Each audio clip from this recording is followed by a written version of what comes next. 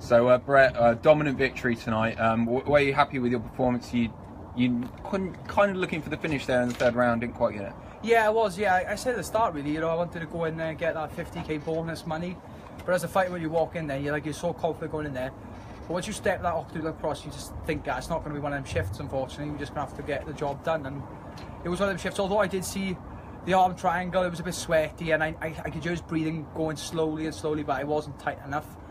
And it was like a minute. It was good. I enjoy a good fight like that. You had Chris Reese screaming in the corner, "Stop brawling!" So I went back to what I know. And like I said, I'm just happy to get the job done, really. You're 14-0 now. Do you want to try and get maybe a top 10, top 15 ranked opponent? Yeah, that's definitely something I'm looking towards. I don't know where I'm going to be ranked after this.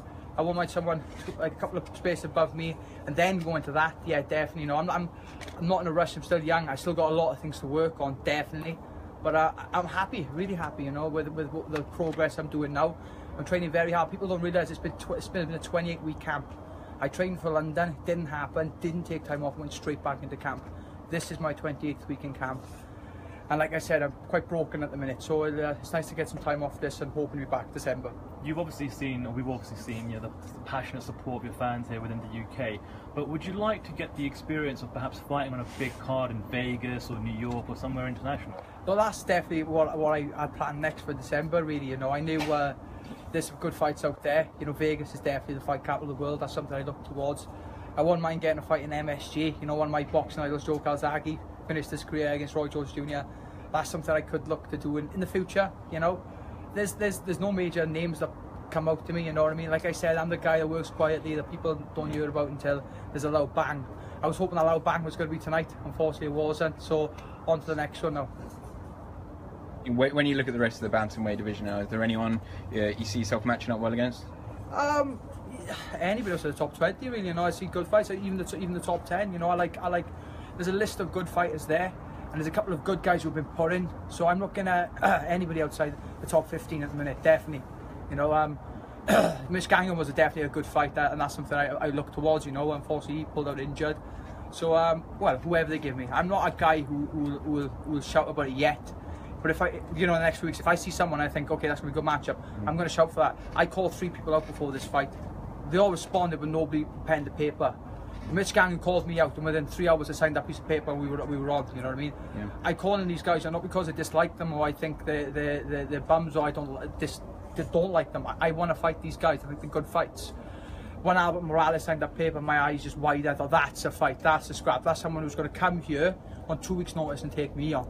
And that's the fights I wanted. And although my cornermen don't like that sort of style of fight in the third round brawling, but it kind of woke me up, and I felt that passion in there. And in front of that crowd was just absolutely unreal. Back in your Titan days, the weight cut I guess wasn't always like a dead cert, but you look very healthy yesterday. You look very strong tonight. How's that going now for you? Your nutrition and your diet and stuff. I haven't changed much, if I'm honest. Just been more strict. I haven't got the luxury of having high-level performance nutritionists in my camp, and something I sat down with my coach, Chris, and some of the guys there.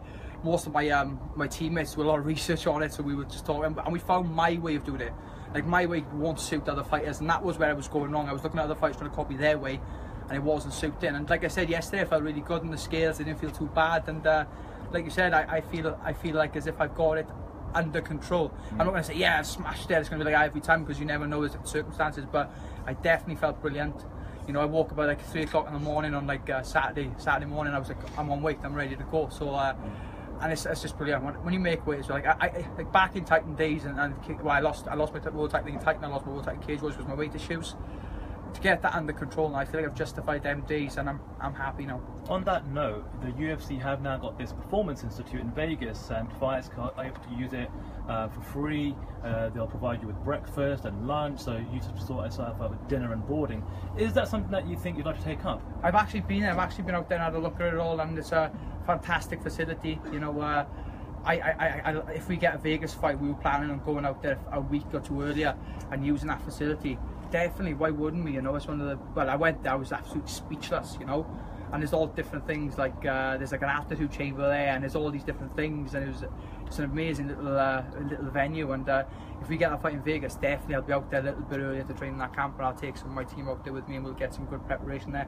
Do you think maybe there's an unwillingness for guys to get in the octagon, which obviously, you know, your first fight was very impressive, the amount of takedowns landed, you know, Mitch's pulled out. How do you feel about that?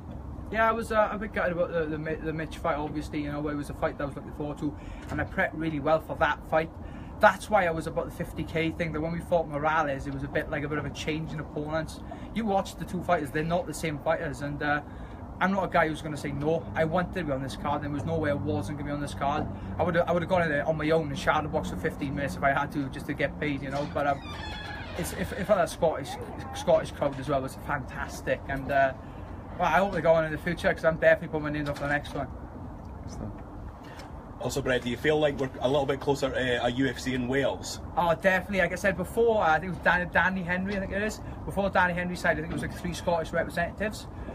There's 3 Welsh representatives, so why won't we get it? The only problem we got in Wales, we haven't got the venue, the right venue. We got the ice hockey, which holds like 3,000. It's not enough, especially when I went in there and I just looked out of the room and thought, wow, yeah, this is a lot bigger than 3,000, you know. If we had the right venue, you know, like Cardiff City Stadium or Swansea Football Stadium would have been ideal. No roof, so we obviously can't do it there. But I'd love to get a Welsh card and get some of these Scottish fighters done this time, you know. Definitely. And how did you enjoy the crowd as well? They seem to be quite into your performance. I was absolutely speechless.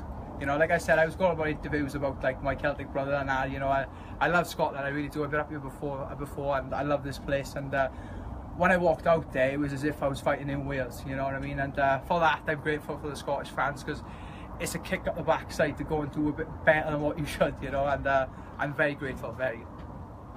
Nice one.